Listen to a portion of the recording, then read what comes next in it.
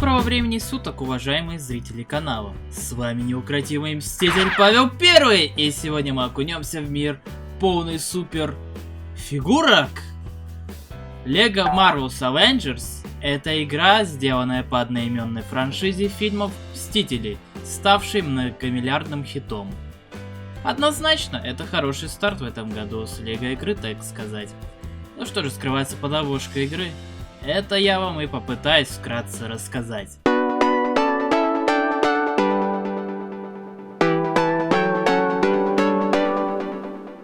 Итак, Лего Мстители в русском переводе — это все та же старая добрая игра в формате Лего, где вам нужно ломать и собирать блоки, играть за фигурки персонажей и использовать их уникальные способности для прохождения. Все это разбавляется юмором от Teta Games, типичным для всех игр этой серии. Сюжет игры построен как на фильме, так и на комиксах по Мстителям. Начинается он со вступления второй части фильма и плавно переходит в начало первой части. По ходу игры используются нефильмовые вставки. Судя по всему, из комиксов. Я не профессионал в этом деле и ими не увлекаюсь. А также в промежутках вам необходимо выполнять какие-то задачи для дальнейшего прохождения. Ваш код. Помимо этого, разработчики подарили нам в данной игре аж целых 3 эпизода по фильмам, идущих в промежутке между первыми и вторыми частями фильма. А именно, Железный Человек 3, Тор 2 Царство Тьмы и Первый Мститель Другая Война, что не могло не порадовать. Но я бы с удовольствием сыграл бы в полноценные лего версии этих фильмов. Касательно геймплея, боевка здесь претерпела значительные изменения. Теперь множитель компа не сбрасывается сразу, а плавно снижается до x1, давая возможность собрать многократное количество деталек в быстром темпе. Именно благодаря этому во многих уровнях без свободного режима можно получить настоящего Мстителя, поскольку число деталек на этих уровнях достаточно мало. Более того, появились так называемые комбо-удары и совместные комбо персонажей, а также что-то вроде шкалы этих комбо.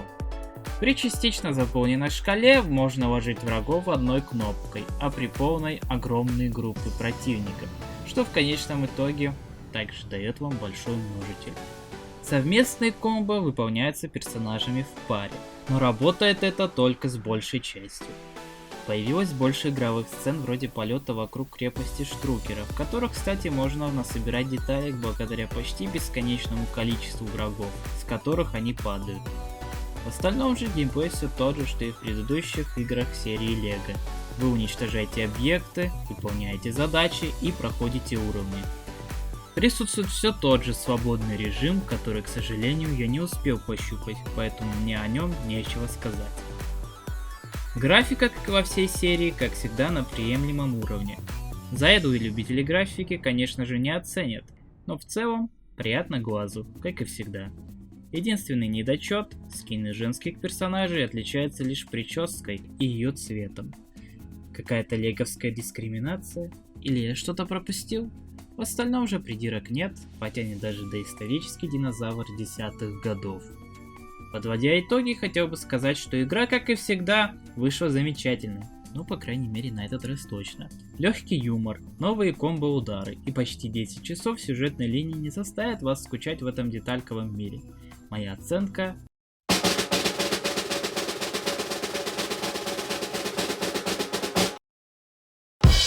10 баллов из 10.